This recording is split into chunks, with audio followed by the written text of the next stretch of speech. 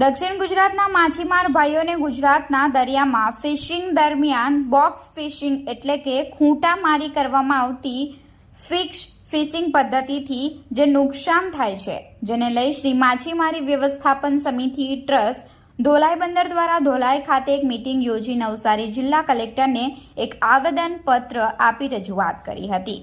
દક્ષિણ ગુજરાતના ઉમરગામથી ભરૂચ સુધીના જન્મજાત માછીમાર ભાઈઓ દરિયામાં પોતાની હદ વિસ્તારમાં જઈને માછીમારીનો ધંધો કરી પોતાના પરિવારનું ગુજરાન ચલાવે છે અને તેમની પાસે સ્થાનિક હદ વિસ્તારમાં માછીમારી સિવાય અન્ય કોઈ વિકલ્પ નથી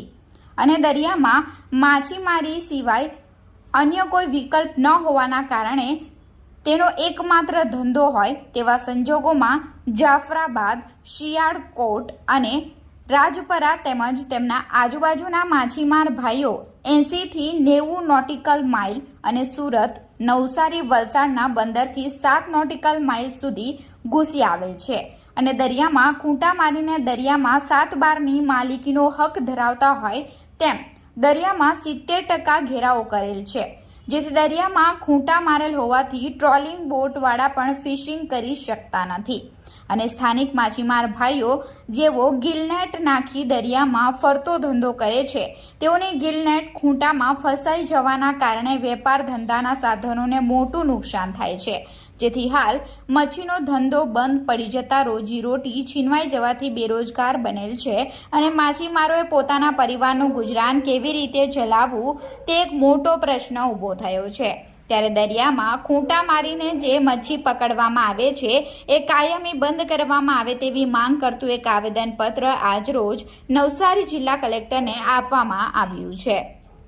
મારું નામ જયંતિભાઈ લલ્લુભાઈ ટંડેલ છું। ધોલાઈ વ્યવસ્થાપન સમિતિના હું સૌ મંત્રી બોલું છું ને અમે આગળ બી આ બોક્સ ફિશિંગ વિશે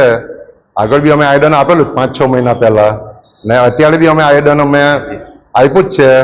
ને અમારે સરકારશ્રીને એવું નમ્ર વિનંતી છે કે જે બી અમારે light fishing, line fishing, jute fishing ને ગિલ ફિશિંગ ને અમારે આ બોક્સ ફિશિંગ,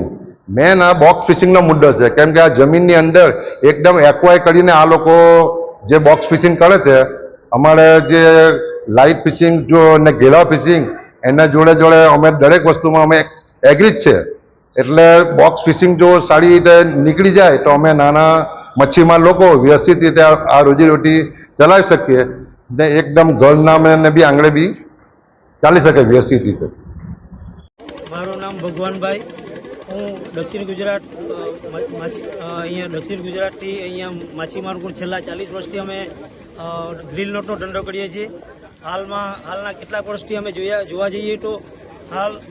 બોક્સ ફિશિંગનો જાફરાબાદ સૌરાષ્ટ્રના ભાઈઓ દ્વારા અહીંયા લગભગ અમારા કાંઠાથી એકદમ 7 થી 10 નોટિકલની અંદર બધા આવી ગયા છે। તો અમે નાના માછીમારો ગ્રીન નેટવાળા એટલા ભાઈઓ અમારે બેકાર થઈ ગયા છે સાહેબ કે અમારે કોઈ જાતનો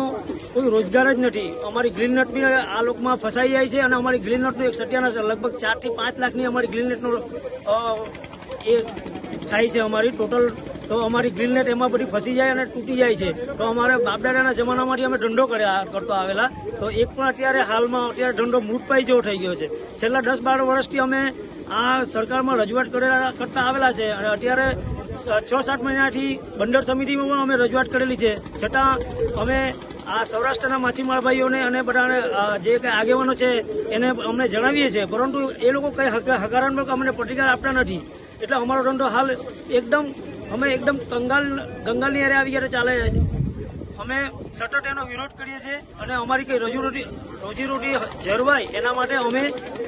સરકારશ્રીને જણાવવા માંગીએ છીએ। એટલે આજે અમે સૌ ભેગા મળી માછીમારો અમે વલસાડ અને નવસારીમાં આવેદન આપવા જઈ રહ્યા છે। નમસ્કાર।